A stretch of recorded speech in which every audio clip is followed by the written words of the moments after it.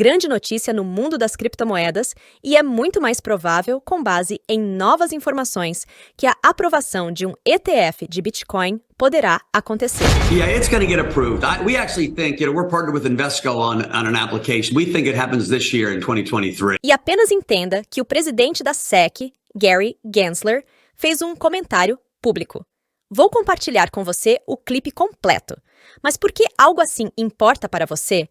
É porque aprovações de ETFs de Bitcoin à vista poderiam adicionar $1 trilhão à capitalização de mercado das criptomoedas. E com as próximas datas de aprovação se aproximando rapidamente, o que mudou?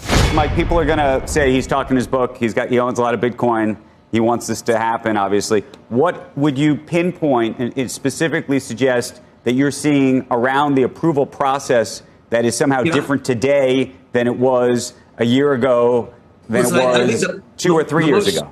The most significant piece was the SEC lost in court, right? The judge said, what are you talking about, SEC? You have a futures ETF and you're saying you can't have a cash ETF. That makes intellectually zero sense. And I think that put the SEC on the back foot. And I think Gensler needs a win. There's a tremendous amount of pressure to do something that is rational. The American public wants this. BlackRock, who's the largest asset manager in the world, is out publicly saying we're going to get this done.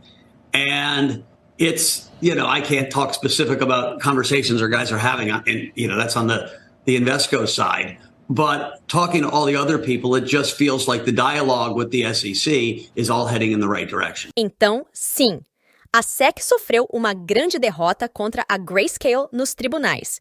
Eles anunciaram que não vão recorrer. E embora Gary Gensler pareça ter mudado de opinião, você me diz novamente? Eu compartilharei isso com você. Vamos ser muito claros sobre o que os especialistas estão observando como uma diferença na abordagem da SEC.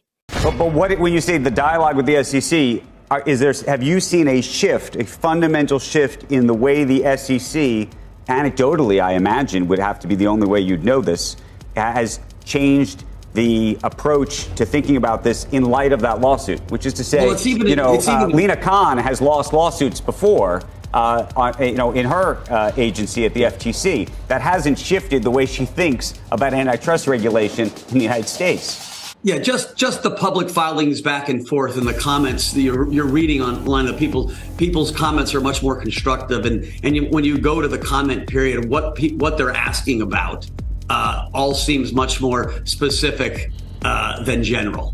And that seems to be a good sign. Cathie Wood também explica a mudança que está observando com a SEC. Cathie, you're one of 9 applicants for a spot Bitcoin ETF. It looks like the SEC is going to be forced to approve a spot Bitcoin ETF. What, if any, communications have you had with the SEC about your application? Where are we in this whole thing? Well, it was publicized and disclosed, I think it was last week, that we had responded to the SEC's request for information around our Bitcoin filing, and we responded. And that's basically all we can say. I think many people think the fact that the SEC chose to ask questions is a change in behavior. And therefore, I do think hopes are rising that a number of Bitcoin ETFs will be approved. Yeah, my understanding is the court now is going to issue a mandate about how to enforce their decision here to the SEC, and their SEC is going to basically follow that mandate. Everybody is assuming at this point that they'll probably approve most of the Bitcoin ETFs by the end of the year. That's a reasonable assumption at this point? They lost the court case. They chose not to appeal it at this point. Right. And I do believe maybe the reason they're saying by the end of the year, early next year, I know our final deadline on this filing is January 10th. And so, and I think we're first in line. But as you say, a number of Bitcoin ETFs could be approved at the same time. Como essa é uma história em desenvolvimento, certifique-se de se inscrever. Manteremos você informado. E Gary Gensler envia uma nova mensagem sobre o ETF de Bitcoin da Grayscale.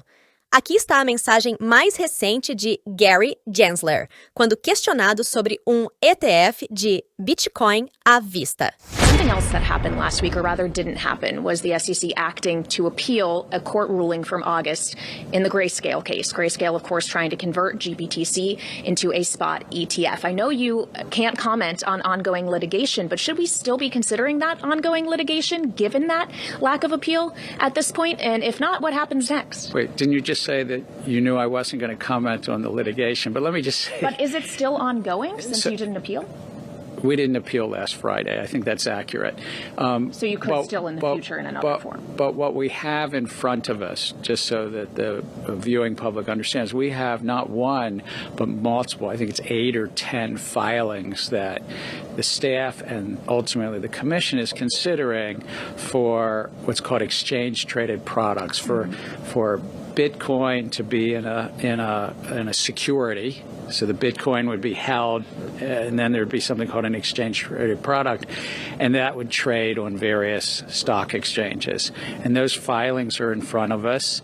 I can't prejudge any one of them, but there's 8 or 10 that we're looking at. Uau! Curta o vídeo e divulgue essa informação.